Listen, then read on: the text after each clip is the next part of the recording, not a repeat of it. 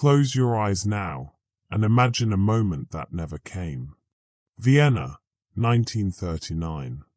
The summer air thick with tension, the world tipping toward war. Sigmund Freud, 83 years old, ravaged by cancer of the jaw, sits in his study in London, where he has fled from the Nazi occupation. In our history, he asked his doctor for the morphine that would end his suffering. He died on September 23rd. But tonight, we explore a different path. A path where the needle never came, where the pain receded mysteriously, impossibly, where the cancer withdrew as if the unconscious mind itself had willed survival. Where Sigmund Freud, the archaeologist of the psyche, the man who mapped the hidden landscapes of human desire and fear, simply continued. Continued through decades he was never meant to see. Through wars and revolutions, through the atomic age and the digital dawn, through transformations of the very consciousness he spent his life studying. This is not the story of his death. This is the story of what might have emerged if the father of psychoanalysis had been given not decades more, but centuries. If the man who believed we are all haunted by our past had been forced to carry his own past forward through an impossibly long future. If the explorer of the unconscious had remained conscious, awake, and watching as the world transformed around him in ways he could never have predicted. So settle back now, let your breathing slow, and drift with us into this strange alternate current of time, where Freud never died, where his voice never fell silent, where the conversation between his theories and reality continued whispering through the endless years ahead. London, 1940. The Blitz rains fire on the city, and in a modest house at 20, Maresfield Gardens, an old man who should be dead sits listening to the bombs. Freud has lived past his appointed hour. The cancer has retreated, inexplicably, leaving only scars and the ghost of pain. His daughter Anna tends to him, disbelieving this strange reprieve, this unexpected gift of time. He writes in his journal by candlelight during the blackouts, his handwriting shaky but persistent. He thinks of the death drive, the thanatos he once theorized, the unconscious pull toward destruction that he believed lived in every human heart. Now, watching London burn, he wonders if he was witnessing not individual psychology, but collective unconscious eruption, civilization's death wish made manifest in flames and rubble. The war becomes for him a vast clinical case study. He corresponds with analysts who have scattered across the globe, fleeing the same darkness he escaped. They write to him from New York, from Buenos Aires, from Palestine. His theories, once controversial, now seem prophetic. The aggression, the primal violence, the thin veneer of civilization, all of it stripped away by the machinery of war. He revises his late works, adding new prefaces that speak to this moment. He writes that perhaps the unconscious is not merely personal, but species-wide, a dark ocean beneath all human culture. He writes slowly, painfully, but he writes. Because he is still here, still watching, still trying to understand. The man who explored the mind now watches minds break under the weight of war, watches trauma on a scale his Victorian patience never knew. And he realizes his work has only just begun. The war ends. 1945. Freud is 89 years old, an age he never imagined reaching. The concentration camps are liberated, and the reports flood in, reports that make even his darkest theories seem naive. 4 of his sisters, murdered in the camps. The psychoanalytic institutes destroyed. An entire world of Jewish intellectual life erased. He sits in his study surrounded by his collection of antiquities, the Egyptian figures and Greek fragments he spent decades gathering, and he understands now that he too is an artifact, a remnant of a world that has been annihilated. But he persists. The English welcome him with cautious respect. Young analysts come to visit, seeking wisdom from the founder of their field. He is sharp with them, dismissive of what he sees as American superficiality, the way psychoanalysis is being diluted across the Atlantic into something cheerful, something optimistic. They want happiness, he mutters to Anna. I offered them truth. He begins new essays, working slowly through the pain in his jaw, now a permanent companion rather than a fatal disease. He writes about collective trauma, about the impossibility of mourning on a civilizational scale. He writes that perhaps the human species has experienced something that cannot be integrated, cannot be worked through, a rupture in the collective unconscious that will echo for generations. The nightmares of survivors find their way to his door. He listens, hour after hour, to stories that make his early case studies seem quaint. Hysteria, neurosis, repression, these words feel inadequate now. He needs new language for what he is hearing. New maps for these darker territories. And time, somehow, has been given to him to create them. The 1950s arrive, and with them a strange new world. Television, nuclear weapons, the Cold War's frozen paranoia. Freud watches, increasingly isolated, as the world he knew disappears behind a curtain of modernity. He is 9 to 4, then 9 to 5, then older still. His longevity becomes a subject of medical curiosity.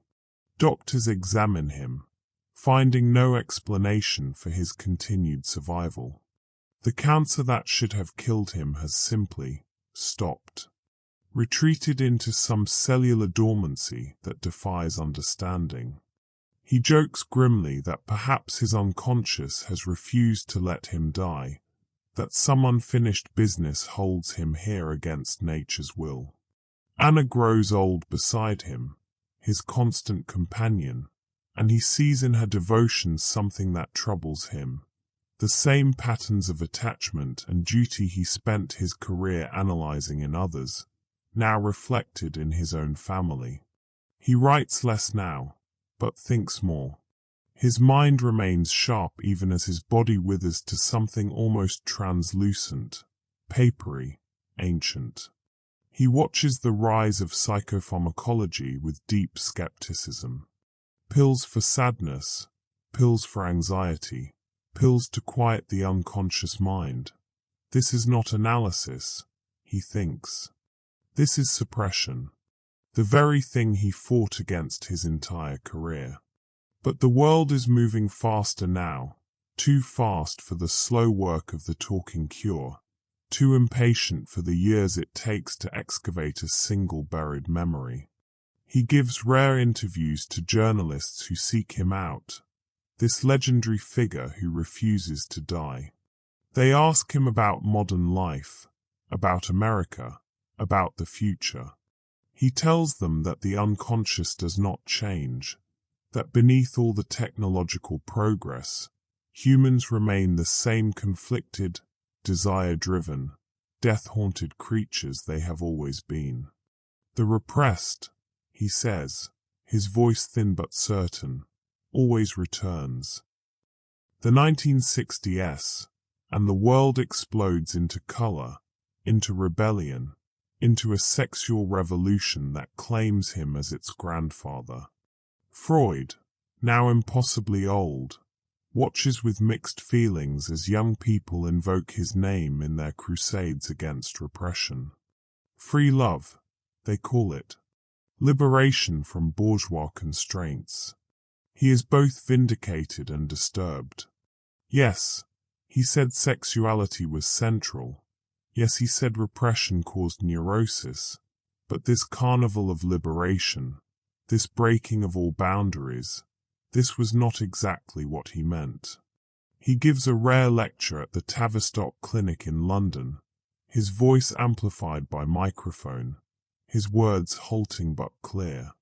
He speaks about the necessity of civilization, about how the pleasure principle must be mediated by reality, about how some repression is the price we pay for culture itself.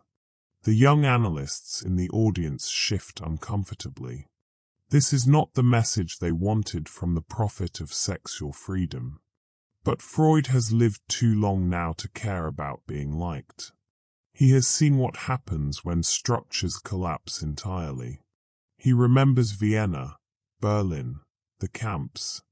He knows that chaos has its own terrible price. Anna reads to him from the new psychoanalytic journals.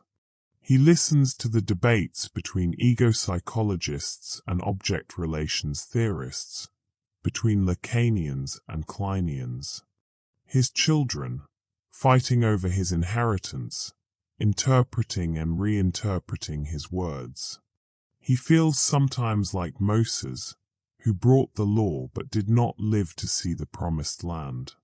Except he has lived too long, perhaps long enough to see his promised land fractured into warring territories, each claiming his authority. The antiquities in his study gather dust.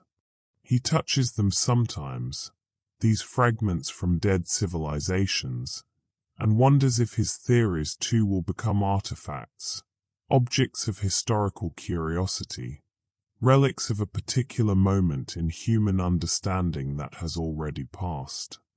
Into the 1970s now, and Freud's existence becomes increasingly surreal. He is over 120 years old, a medical impossibility, a walking contradiction of biological law. Scientists want to study him, to understand the mechanism of his inexplicable survival, but he refuses. The unconscious, he tells them, does not reveal its secrets to your instruments. He lives quietly, almost invisibly, in the house that has become his world. Anna is elderly now herself, and they are tended by a rotating staff of nurses and assistants who regard the old man with something approaching awe. He reads obsessively, trying to keep pace with a world that has outrun him. Feminism rises, and he reads the critiques of his theories about women, about penis envy, about female sexuality. Some of it angers him, but some of it makes him pause. He thinks back to Dora, to the young women he treated in Vienna, to the ways he might have misunderstood, might have projected his own assumptions onto their suffering. It is too late to change those early writings, but he adds notes to his journals, reconsidering, questioning. This is perhaps the gift of excessive time, the chance to doubt oneself, to see one's certainties dissolve in the acid of new perspectives. He watches the Vietnam War on television, the protests, the generational warfare.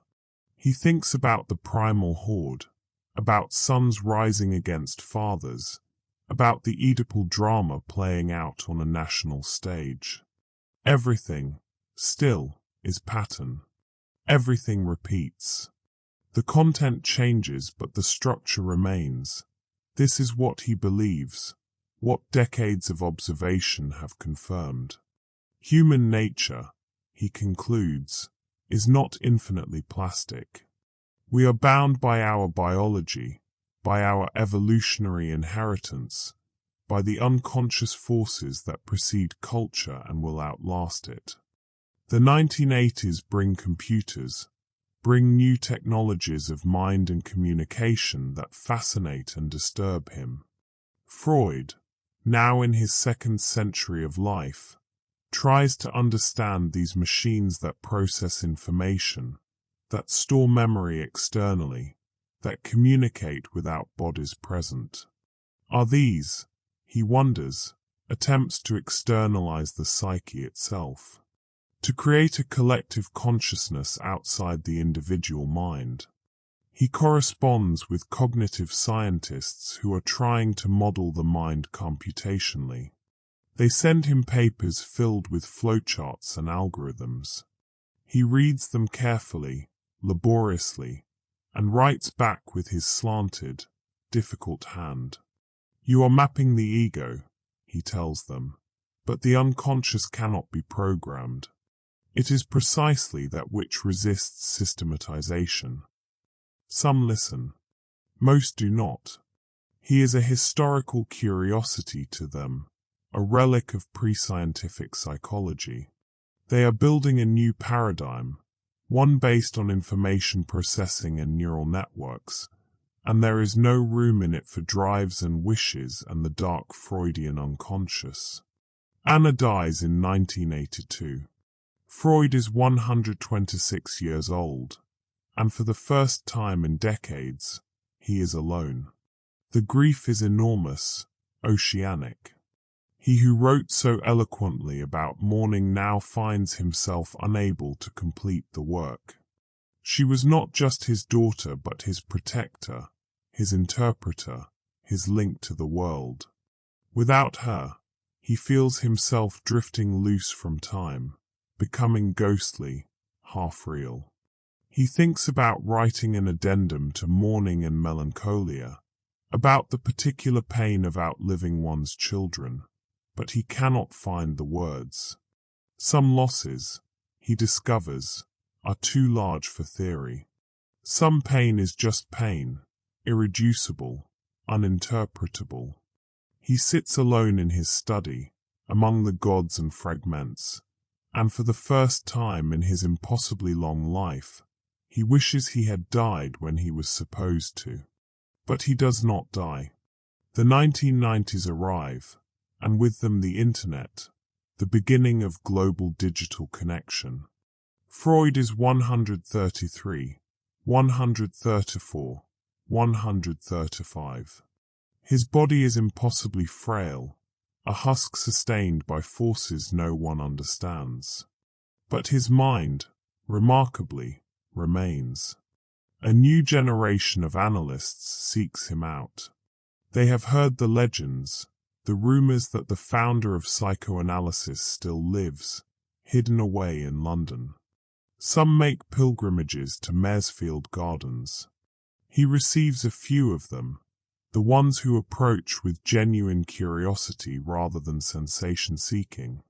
He tells them about the early days, about the Wednesday Psychological Society meetings in Vienna, about Jung and Adler and the Bittercisms, about the feeling that they were explorers of a new continent of mind. The young analysts listen, recording his words, and he sees in their eyes that they are listening to history, not to a living presence. He has become his own archive.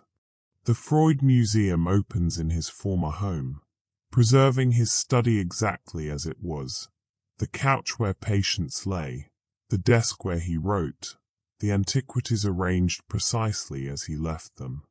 Except he has not left them. He lives upstairs, in rooms the tourists never see, listening to the footsteps below, to the whispered conversations of visitors looking at the artifacts of his life. It is a strange form of immortality, to be both monument and witness to one's own monumentalization. He watches the debates about recovered memory, about false memory syndrome, about the reliability of childhood recollections. His own theories are implicated, weaponized in custody battles and courtrooms. He sees how his ideas about infantile sexuality and repressed trauma have been distorted, oversimplified, turned into tools for accusation and defense. I described what I saw, he wants to tell them.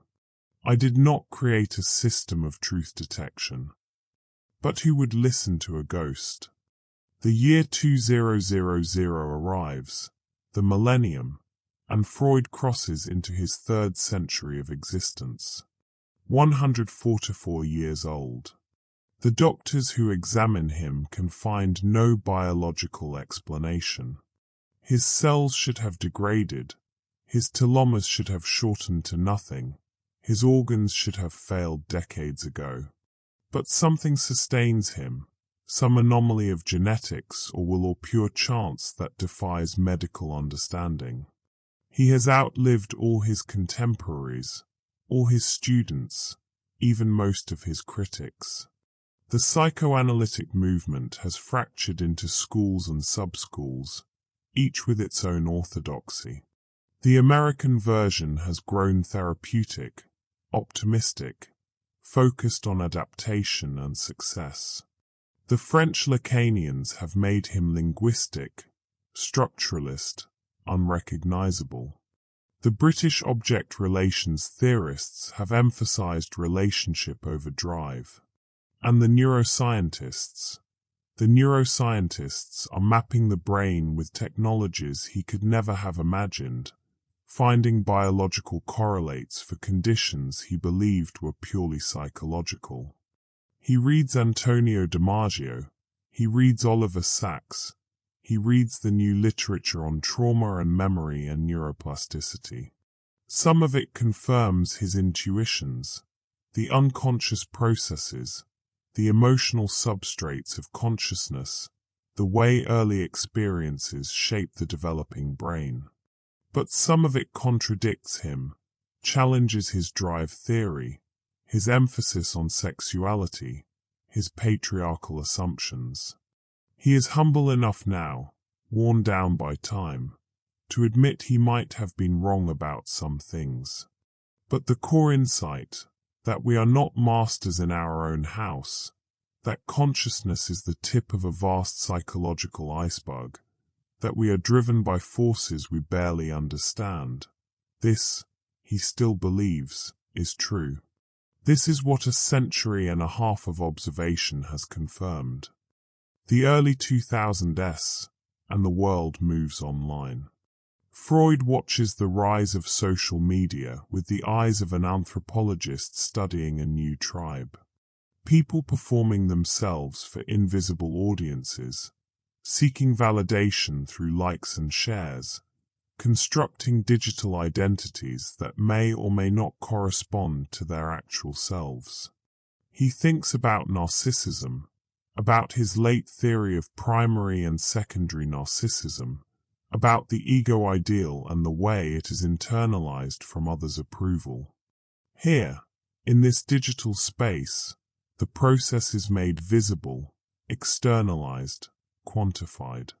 Every post is a bid for narcissistic supply. Every comment a microdrama of recognition or rejection.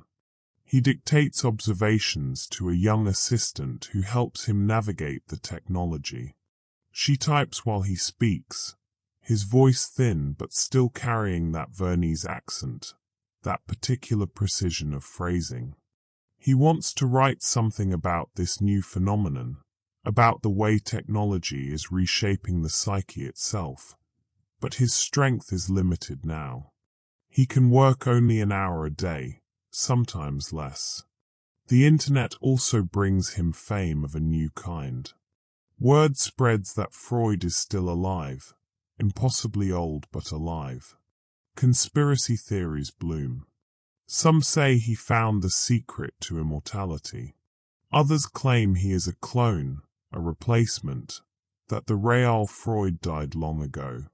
The truth, that he simply did not die, that biology made an exception in his case for reasons unknown, is too strange for most to accept. He gives one final interview to the BBC, filmed in his study surrounded by his collection. The interviewer is young, earnest, nervous.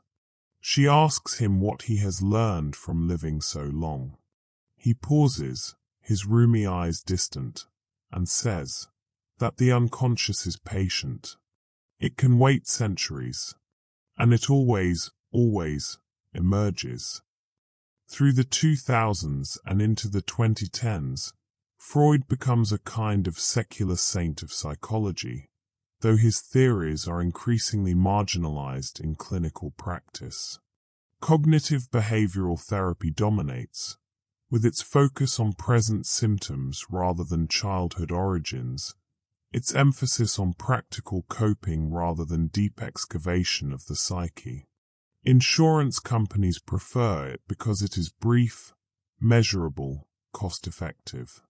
The long psychoanalysis Freud pioneered, sessions 4 or 5 times a week for years, this is now a luxury, affordable only to the wealthy or the desperate. He watches this transformation with sadness but without surprise. The modern world wants quick fixes, instant relief. The unconscious, with its long, slow timescales, its resistance to hurry, its insistence on repetition and working through, this does not fit the tempo of contemporary life. But there are still enclaves, still institutes where psychoanalysis survives. Analysts still train, still see patients, still try to practice the talking cure in something like its original form. They invoke Freud's name, quote his papers, debate his concepts. And occasionally they remember that he is still alive, still present, a strange bridge between past and present. He thinks often now about the death drive, the concept he developed late in life, and that remains his most controversial. Thanatos, the pull toward dissolution, toward the inorganic, toward silence and stillness. He feels it in himself, this longing for rest, for release from the burden of consciousness. But something will not let him go. Some force, unconscious perhaps, keeps him tethered to existence against all probability. Is this Eros, the life drive, asserting itself? Or is it something else, some cosmic joke, some punishment for his presumption in trying to illuminate the dark places of the mind?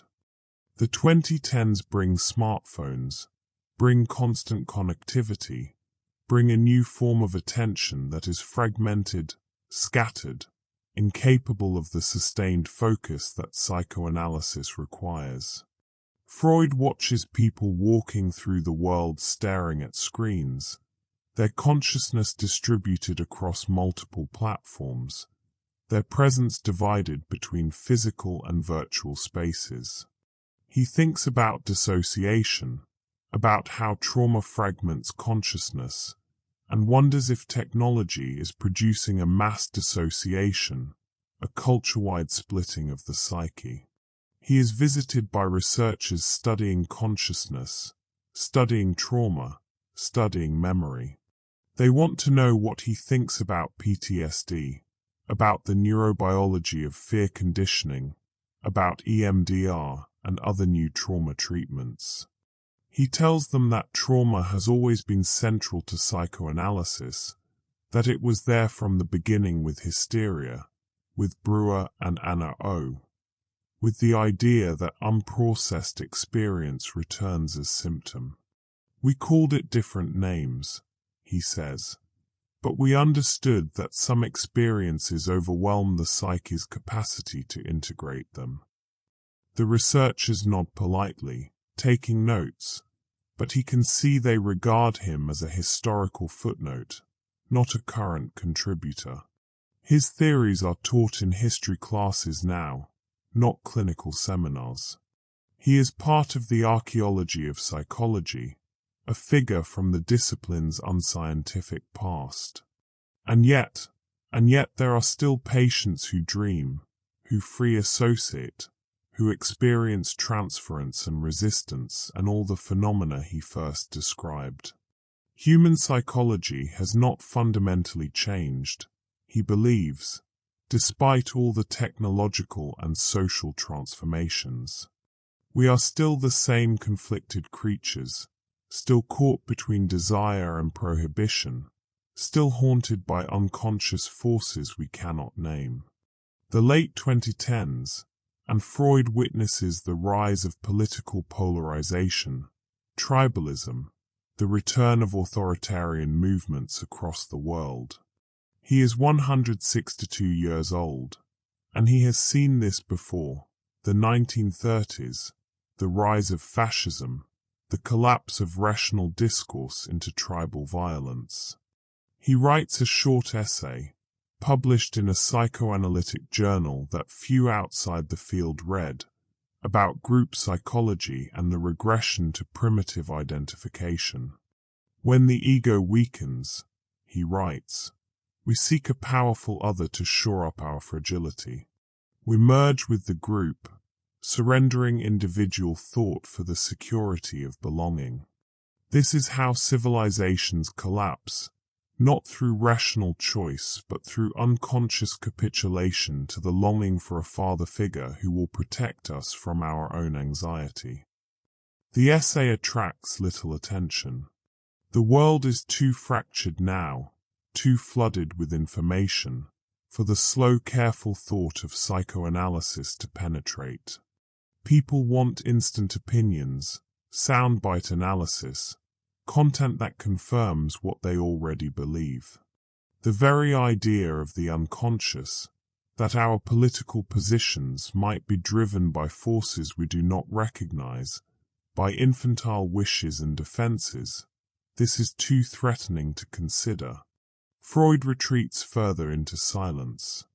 His household staff changes periodically. Young people who care for this impossibly old man with a mixture of duty and bewilderment. They do not read his books.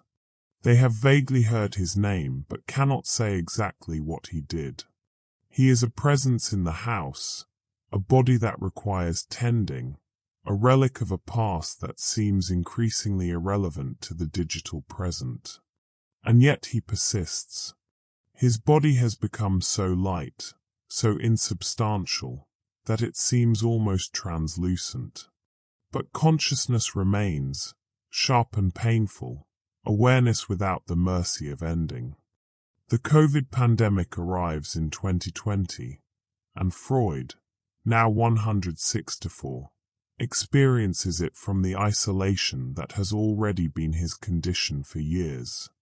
The world locks down, goes online, experiences collective trauma on a scale not seen since the World Wars. He listens to the news, reads the articles about anxiety and depression spiking, about the psychological toll of isolation and uncertainty. He thinks about anxiety, about his evolving theories of it, first as transformed libido, later as signal of danger, finally as fundamental response to the threat of annihilation. The pandemic is producing existential anxiety. He believes, confronting people with mortality in a way modern life usually manages to obscure. Death, which is usually hidden away in hospitals and funeral homes, has become intimate again, pressing against every conversation, every decision about whether to leave the house. He wants to write about this, but his strength is nearly gone. He can barely hold a pen. His last written words, transcribed by his assistant, are fragmented thoughts about collective trauma, about how this shared experience of threat and loss will echo through the culture for generations, how it will appear in dreams and symptoms and political movements long after the virus itself has been controlled. The repressed, he says again, his voice barely audible, always returns. The world begins to reopen, vaccines arrive, life attempts to return to normal. But Freud knows there is no return, not really. Trauma changes the psyche permanently. The world after the pandemic will be different, marked by this collective experience, shaped by the anxieties and losses that cannot be fully mourned or integrated. He has lived long enough to see the pattern repeat: war, plague, recovery, and then the slow emergence of symptoms, the return of what could not be faced directly. Into the early 2020s, and technology advances in ways that would have been pure fantasy when Freud was young. Artificial intelligence, neural networks, machine learning systems that can generate text, create images, hold conversations that seem almost human. He is shown examples, his assistant demonstrating chatbots and image generators on a tablet screen. He watches with interest, but also with a deep skepticism. Can it dream? He asks. Can it experience desire, conflict, anxiety?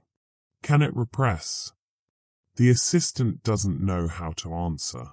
Freud tells her that consciousness without an unconscious is not consciousness at all, that what makes us human is not our rational capacities, but precisely what escapes rationality, the drives, the primary processes, the wild logic of dreams and symptoms. These machines, he says, may simulate thought, but they cannot simulate being haunted. The psychoanalytic institutes are struggling now, enrollment declining, training programs closing. The profession Freud founded is contracting, becoming more marginal, preserved mainly in academic settings and a few urban centers where analysts can still find patients willing to commit to the process. Some analysts attempt to modernize, to integrate neuroscience and attachment research and trauma studies. Others remain orthodox, defending the classical technique against all innovations. Freud watches these debates with a detachment born of excessive time. He has outlived his own relevance, survived into an era where his fundamental assumptions about sexuality, about the family, about the nature of the psyche, are being questioned or abandoned. And yet he believes, still, that beneath all the social changes, beneath all the technological transformations, the unconscious remains. Unchanging, unmappable, resistant to progress. The dark foundation on which all consciousness rests. The mid-2020s, and Freud approaches 170 years of life, a span that seems more mythological than medical. He is cared for by a rotation of nurses who have been briefed on his unique situation, who check his vital signs and administer medications that seem to do nothing, his body sustained by forces outside pharmacology. He sleeps much of the time now, and his dreams are strange, lurid, filled with figures from across his impossibly long life. He dreams of his father Jacob, who died in 1896. He dreams of Martha, his wife, gone now for more than 80 years. He dreams of patients from Vienna, their faces vivid after more than a century. And he dreams of the future, though he understands these are not prophetic dreams but simply the unconscious processing of information, weaving together fragments of what he has read and heard into new combinations. In his waking hours, which are brief and dim, he thinks about the theory of dreams that made him famous. The wish fulfillment theory, the idea that every dream represents a disguised wish, usually sexual, usually forbidden. He knows now that this was too simple, too reductive. Dreams are more complex than that. They process trauma, they rehearse threats, they integrate experience, they maintain consciousness even in sleep. But he still believes in the royal road to the unconscious, still believes that dreams reveal something essential about the psyche's hidden operations. A neuroscientist comes to interview him, a young woman studying the neurobiology of dreams. She explains rapid eye movement sleep, activation synthesis theory, the role of the hippocampus in memory consolidation during sleep. Freud listens, nods, asks careful questions. But why this content? He asks. Why does the dreamer dream of flying, of falling, of being chased. Why these specific images and not others? The neuroscientist admits that content is still mysterious, that neuroscience can map the mechanism but not the meaning. The late 2020s bring climate crisis into sharp focus, the world heating, weather patterns destabilizing, entire ecosystems collapsing. Freud watches the news footage of fires and floods and thinks about civilization and its discontents. The essay he wrote almost a century ago about the price we pay for culture, about the aggression that must be suppressed for society to function. But now the threat is not from suppressed drives but from unsuppressed consumption, from a civilization that has not learned to limit itself, that has pursued pleasure and growth without recognizing the reality principle at the planetary scale. He dictates a few thoughts to his assistant. Civilization requires renunciation. This was always the bargain. We give up immediate gratification for security, for culture, for the achievements that transcend individual life. But what if the renunciation is too great? What if we ask future generations to pay for our pleasures? This is not neurosis. This is a moral failing of a different order. The words exhaust him. He sleeps for days afterward, hovering in some space between consciousness and unconsciousness, awareness flickering like a candle in wind. His staff wonders if this is finally the end, if the impossible extension of his life is reaching its limit. But he does not die.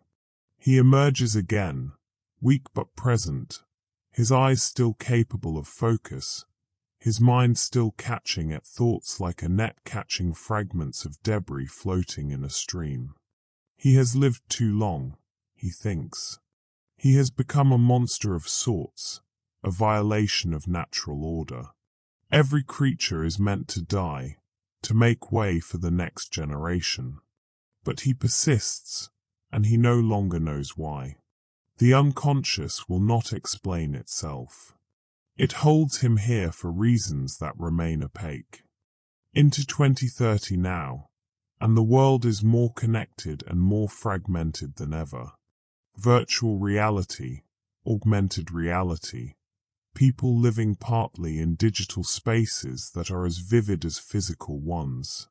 Freud is shown these technologies, the headsets and simulations, the virtual worlds where people meet and interact as avatars. He finds it fascinating and deeply troubling.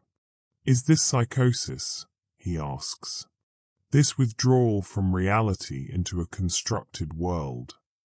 His assistant tries to explain that it is different, that users know the difference between virtual and real, that they can move between worlds voluntarily. But Freud is not convinced. The psychotic also believes they can distinguish, he murmurs, until they cannot. He is 174 years old, and he has watched reality itself become increasingly mediated, filtered through screens and networks, reshaped by technologies that blur the boundary between inside and outside, between self and other, between actual and virtual. The psychoanalytic concept of reality testing, the ego's capacity to distinguish internal from external, seems strained to breaking in this new landscape. A documentary crew wants to film him, to create a record of his thoughts before he dies. He agrees, though he no longer believes he will die in any conventional sense. The interview is conducted over several weeks, brief sessions when he has strength. He talks about the unconscious, about resistance and transference, about the importance of listening deeply to what is not being said. The filmmaker asks him about his legacy. Freud pauses, his ancient face unreadable. I showed that we are not rational creatures who occasionally behave irrationally, he says slowly. We are irrational creatures who occasionally achieve reason. This is still not accepted. Perhaps it never will be. People prefer to believe they are in control. The early 2030s, and Freud has become something like a mythological figure, the immortal psychoanalyst, the man who refused to die. There are articles about him in scientific journals, in popular magazines, in online forums where people debate whether he truly exists or is an elaborate hoax. Some of the psychoanalytic institutes make pilgrimages to see him, bringing young analysts who want to be able to say they met the founder. He receives them, when he has strength, in the study that has been preserved exactly as it was for decades now, the couch and the desk and the antiquities unchanged since the 1930s. To the visitors, it is like stepping into a museum, into a preserved moment from history. To Freud, it is simply the room where he has lived and thought for longer than anyone should have to live and think. He tells the young analysts to read the original texts, to trust their clinical experience over theory, to listen to their patients rather than imposing interpretations. The unconscious will speak, he says, if you are patient enough to hear it. Some of them leave disappointed, wanting more definitive guidance, clearer instructions. They have come to the oracle expecting revelation, and instead received only the injunction to pay attention, to listen, to wait. But a few understand. A few recognize that this is the essential wisdom of psychoanalysis, that the answers are not in the analyst's knowledge but in the patient's unconscious, and that the work is to create the conditions where the unconscious can reveal itself. Time moves differently for Freud now. Days blur together, seasons change outside his window, and he is only dimly aware of the passage. He exists in a kind of eternal present, memory and current perception flowing together, Vienna and London and all the years between them layered over each other like a palimpsest. And now, the present, or something close to it. Freud is impossibly, incomprehensibly old, a being that should not exist, sustained by forces that medicine cannot explain and that he himself does not understand. He lies in his room most of the time now, drifting in and out of consciousness, his body barely present, almost translucent, almost pure consciousness without material form. The house is quiet. The museum below continues its operations, tourists moving through the preserved study, looking at the couch where patients once lay, reading the explanatory plaques. Above them, unaware of their presence, the subject of the museum continues his strange half-life, neither fully alive nor fully dead, suspended in time's exception. Sometimes, in moments of clarity, he thinks about what he discovered, that consciousness is not the whole of mind, that beneath our awareness lie depths we barely recognize, that we are driven by forces that precede language and resist illumination. This insight, he believes, will outlast him. It will outlast psychoanalysis as an institution. It is simply true, a truth about the human condition that each generation must rediscover in its own terms. The unconscious does not care about schools of thought or theoretical allegiances. It simply is the dark foundation, the hidden substrate, the unsayable that nonetheless speaks through symptoms and dreams and slips of the tongue. Freud feels himself dissolving now, finally, the strange grip that has held him here for almost 2 centuries beginning to loosen. He is not afraid. He has lived so long, seen so much, outlasted his own era and theories and even the civilization he was born into. What remains is simply awareness, fading slowly, like the last light of evening, consciousness observing its own diminishment, the mind watching itself disappear into the unconscious from which it once emerged. And somewhere, deep in the unlit caverns beneath thought, where no language reaches, the work continues. The dream continues. The unconscious, timeless, patient, inexhaustible, continues. Always, always, continuing. But before that final dissolving, there are still moments. Still fragments of experience rising through the fog of his ancient consciousness. A nurse adjusts his pillow, and for a moment he is back in Vienna, in the apartment on Berggasse 19, with Martha moving through the rooms, with the smell of his cigars filling the study despite the pain they caused him. The sensory memory is so vivid it overwhelms the present, and he is lost in it, the texture of the past more real than the thin thread of now. He thinks about memory, about how he understood it as a psychoanalyst, not as simple recording but as constant reconstruction, as fantasy and wish woven into fact until the two become indistinguishable. Every memory is a screen memory, he believed, concealing more than it reveals, protecting the ego from truths too painful to acknowledge directly. And his own memories, after almost 2 centuries, have become so layered, so revised, so densely woven with dream and association that he can no longer separate what actually happened from what he has imagined or wished or feared. Is this what immortality does? Turn memory into fiction. Make the past as unreal as the future. There are visitors still, occasionally. A researcher studying the history of psychiatry. A filmmaker working on a documentary about early psychoanalysis. A psychoanalyst from Buenos Aires who has traveled specifically to see him, who sits beside his bed and tells him that in Argentina, psychoanalysis is still vital, still central to intellectual and cultural life, that his ideas have found fertile ground in South America even as they have withered elsewhere. Freud listens, managing a slight smile. The Southern Hemisphere, he murmurs, where everything is reversed. Perhaps this is fitting. The visitor laughs, not certain if the old man is joking.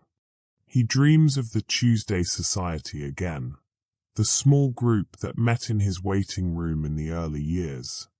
Wilhelm Steckel, Alfred Adler, Otto Rank, Hans Sachs, the others whose names have faded from everything but specialist histories. They are arguing about a case, voices rising, smoke filling the room from their cigars. Freud is presenting a dream interpretation, and Jung is there too, though he came later, Jung with his mystical tendencies and his eventual betrayal.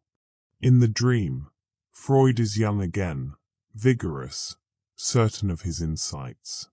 He speaks with the confidence of someone who has discovered a new continent and is mapping its terrain for the first time. The others challenge him, push back, and he loves it, this intellectual combat, this collective effort to understand the mind's hidden countries. He wakes from the dream with tears on his ancient cheeks, mourning not for the people. They have all been dead for decades, for nearly a century, but for the feeling, for the excitement of discovery, for the sense that they were part of something revolutionary, something that would change how humanity understood itself. And it did change things, he knows. Even if psychoanalysis as a clinical practice is dying, even if the institutions are contracting, the ideas have permeated the culture so thoroughly that people use the concepts without knowing their origin. Everyone speaks of the unconscious now, of repression, of denial and projection and rationalization. The language he developed has become the language of everyday psychological literacy. This, perhaps, is the real legacy, Not the couch or the technique or the training institutes, but the vocabulary, the conceptual framework that made the invisible psychological forces visible, nameable, discussable. Outside his window, the world continues its transformation. The 2030s are bringing changes he can barely comprehend even when they are explained to him. Genetic engineering, quantum computing, artificial intelligences that can write and paint and compose music with sophistication that rivals human creators. His assistant shows him a poem written by an AI system, and he reads it slowly, looking for what? Evidence of unconscious processes, signs of conflict or desire or repression.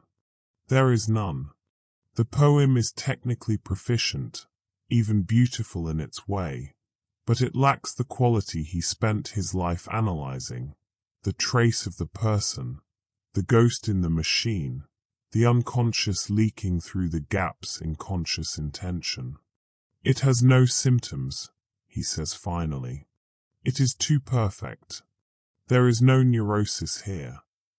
And without neurosis, without conflict, without the tension between what is wanted and what is forbidden, is there psychology at all?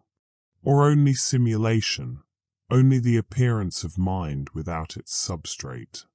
He thinks about his old rival, the behaviorists, who wanted to reduce psychology to observable behavior, who rejected introspection and subjective experience as unscientific. They lost that battle, mostly, but now their descendants have returned in neuroscience and artificial intelligence, mapping the brain and modeling cognition without reference to the unconscious, without space for the drives and the dynamic conflicts that were central to his understanding. Perhaps he was wrong.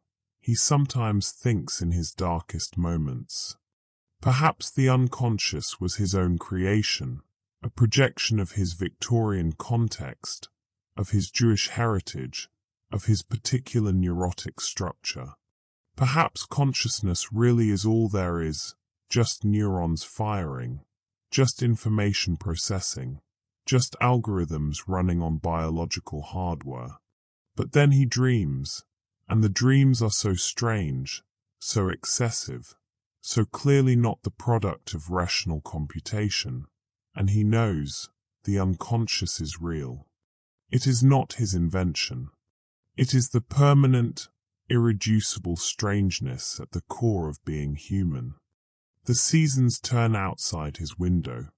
Spring again, though he has lost count of how many springs he has witnessed.